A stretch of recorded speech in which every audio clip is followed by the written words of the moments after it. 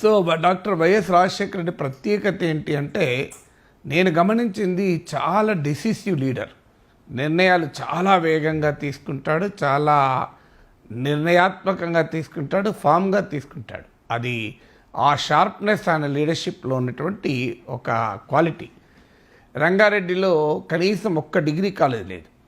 కౌన్సిల్లో గెలిచిన తర్వాత మొదటి ప్రసంగంలోనే ప్రస్తావించాను.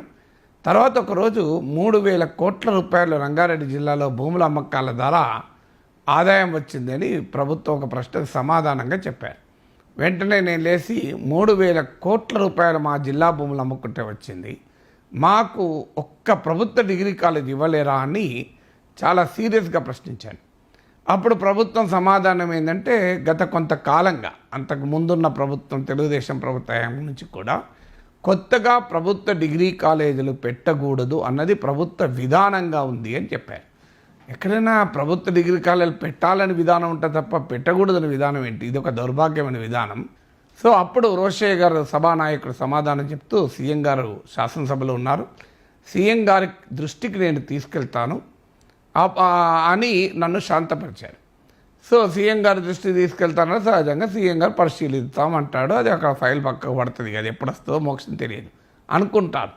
కానీ వితిన్ 35 minutes రోషయ్య గారు సభకొచ్చి రాజశేఖర రెడ్డి గారికి విషయాన్ని నివేదించాం. ముఖ్యమంత్రి గారు నిర్ణయం తీసుకున్నారు, రంగారెడ్డి జిల్లాకు ఒక ప్రభుత్వ డిగ్రీ కాలేజ్ మంజూరు చేస్తూ అని శాసన మండలిలో ప్రకటించారు.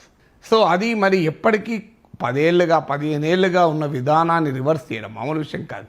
విధానం ఏంటంటే, అప్పుడున్న సంస్కరణలో భాగంగా ప్రైవేట్ కాలేజీలకు ఎంకరేజ్మెంట్ తప్ప ప్రభుత్వ డిగ్రీ కాలేజ్ ప్రారంభించడం లేదు.